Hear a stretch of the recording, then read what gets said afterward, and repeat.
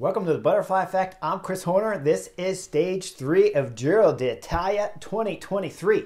Today's stage at almost 215 kilometers long with 2 categorized climbs right at the finish of today's stage. That'll summit with about 26 kilometers to go in today's stage 3. But the first categorized climb is over 6 kilometers long and over 6%. The second categorized climb, which is just going to be a little drop down from the first one, then they're going to start the second, is about 3 kilometers long and again 6%.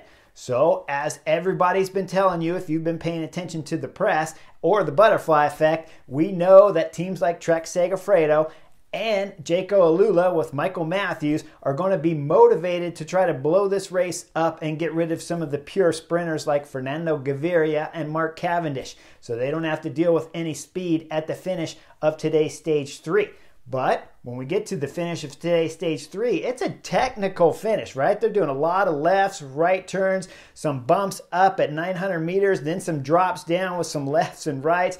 And then at 300 meters, you got a final right turn that's going to take you straight all the way up to the line. And I'll call that 4 or 5%. That's a pretty good little punch to about 100 meters to go, where it'll just start to kind of flatten out a little bit into the finish of today's stage 3 Giro. Now, before we get into today's stage, let's go back to yesterday's and let's look at that crash that happened at 3.8 kilometers to go. That cost some of the general classification guys some time. Now, we know we get a little bit more information, and we know that Caden Groves, his elbow came out and pushed the Soudal Quick-Step rider, which forced everybody over to the right. Like I said yesterday, we see the DSM rider, Martin Tusveld, who was looking backwards. Once he looks forward, those guys have started slowing down, all from that weave going from the left to the right. They're slowing down at the same time, and he's going straight into the back of the Movistar rider. That's clear that that's when the crash starts happening. What's unclear, even in the video when they're showing it to you guys, if you're watching the same GCN commentating race that I am, when Caden Groves is putting his elbow out, they're not exactly showing why his elbow is going out. You need a little bit more filming to know exactly why. First off, he has 4 teammates from Alpecin de Koenig in front of Caden Groves. So that's his team. They've ridden the whole stage all the way up to this point in time, and they got 5 guys lined up, pushed all the way against the fence. Now you see Alpecin de Koenig, where he's putting his arm out and pushing on the Soudal Quick-Step, his elbow, not his arm. His hands never left the bar. It's his elbow, which is the proper technique for any sprinter.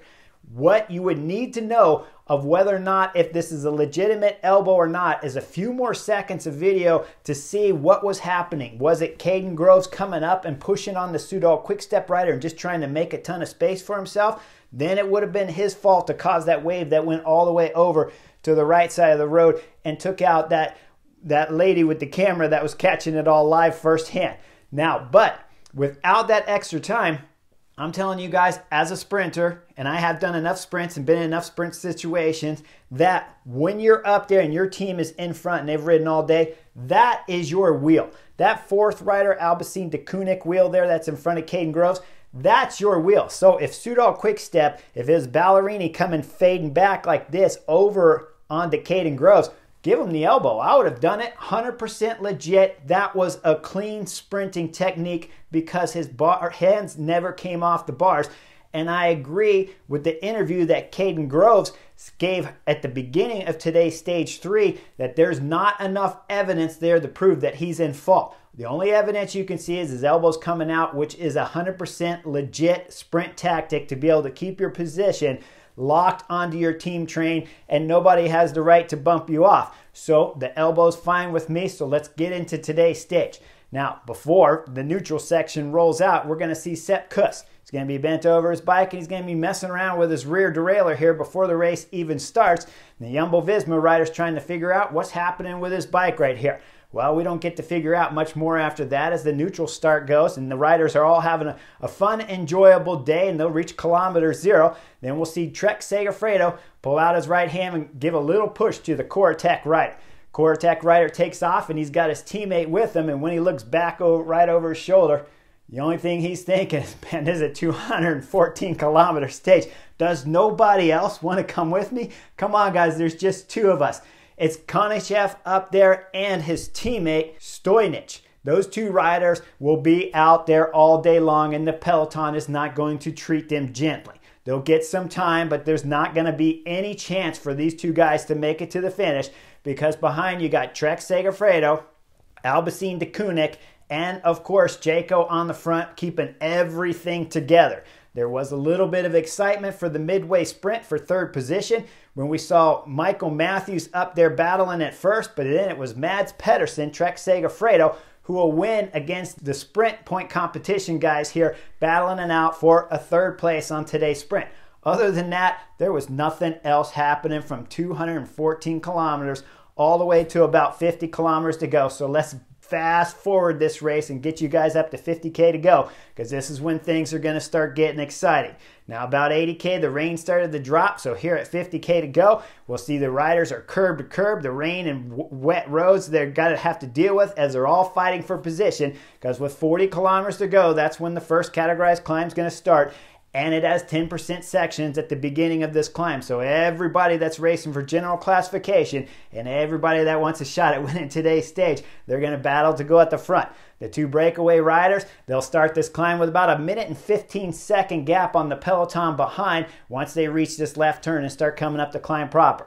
Jayco Alula is first on the front, and then we're going to see Trek Segafredo get up there to start setting a harder tempo up here, and right away we start seeing the sprinters coming out the back. The first rider that's the big time casualty here on stage 3 is going to be Mark Cavendish. He's coming out the back. We start seeing some Jumbo-Visma riders coming out the back. And then when we look up front to the front of the peloton there, I'm going to point something out. It's Primoz ROGLIČ up there, and he's got 1-2 teammates, but they're not exactly right wrapped around him. When the cameras fade back to the backer part of the peloton, you see there's 2 or 3 Jumbo-Vismas back there. But this is not normally how Jumbo-Visma looks at the start of a mountain stage here on this early into a Grand Tour. Normally they'd have 4, 5, 6, 7, 8 guys right now all together at the front with Primoz ROGLIČ if they could. So we know Jumbo-Visma's not on fantastic form.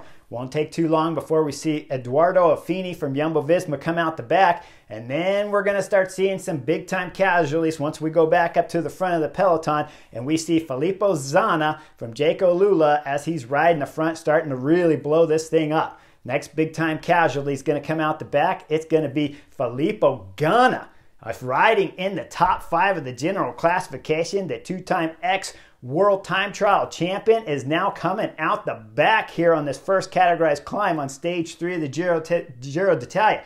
I'll tell you an interview earlier that he had a couple days earlier. He was talking about how he put on a few more kilos to get some more power. Well, he's going to pay the price, and he's paying the price right here on stage 3 as Filippo Ganna is going to get dropped early into the first mountain here at the Giro. Now he's got some company because Rowan Dennis is up there too, I believe. It's hard to pick out the number there, but it looks like Rowan Dennis with the rain jacket as Jumbo-Visma's having some problems. Now we go further up to the front of the peloton. Things start getting pretty exciting once we near the top of the KOM here, because it's Thibaut Pinot, FDJ, the French rider. He's doing his last Giro d'Italia here as he's retiring at the end of the season, and he's throwing in big time to get KOM points. He'll cross the line to take maximum KOM points, then he'll shut the gas down, and it'll all come back together as they start the descent between the 2 categorized climbs here on stage 3. Now coming down the descent, it's Sepp Kuss.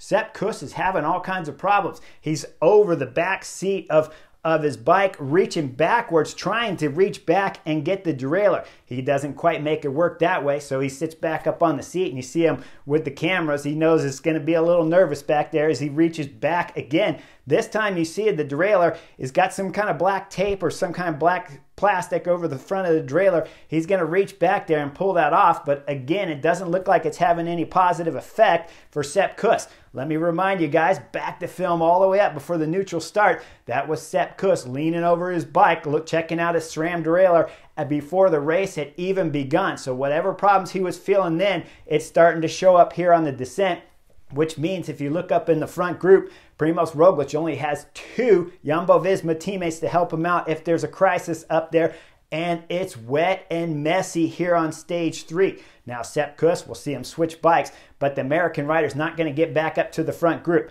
Now when they come out of the final right turn descent here to start the next and final climb here, 3 kilometers, 6% climb, we see on the front again, Jaco Alula's all over the front trying to set some tempo and blow things up. Once we near the top, it's Ineos hopping on the front. As Ineos hops on the front, there's some catastrophic problems for Trek Segafredo.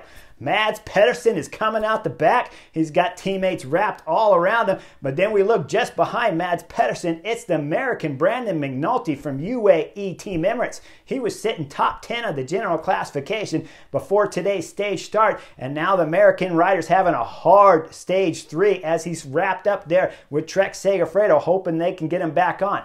Up front, coming up to the KOM, it's going to be Thibaut Pinot who's going to explode past the Ineos riders and take another KOM win here on today's stage 3, and this will put him in the KOM jersey at the end of today's stage. Now going down the descent, Soudal Quickstep, Remco Evenepoel's team, they get on the front. They're driving it down the descent, not crazy speeds. They're doing it the tactical way that you should be because you want to keep the pink jersey safe coming down this crazy slippery descent here at the Giro d'Italia. Behind, it's going to take 4 or 5 kilometers for Trek Segafredo to get Mads Pedersen and Brandon McNulty from UAE Team Emirates back to the back end of the front group here. Up front, we start seeing the battle with Jumbo-Visma taking over the front because we got a time bonus classification. Now, all of a sudden, the cameras go back to the back of the group, and we see it's Almeida. Almeida's on his bike looking down, trying to figure out what's going on. He's got Brandon McNulty right in front of him.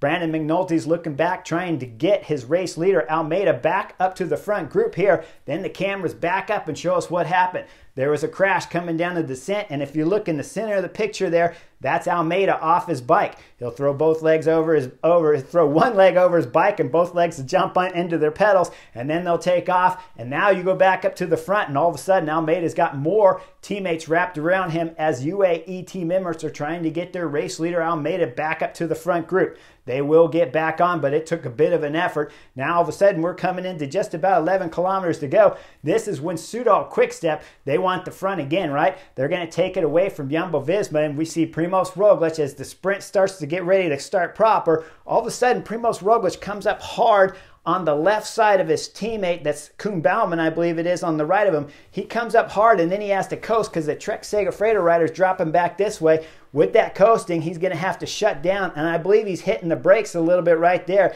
before his teammate finally hits the gas and starts to sprint for this time bonus classification line.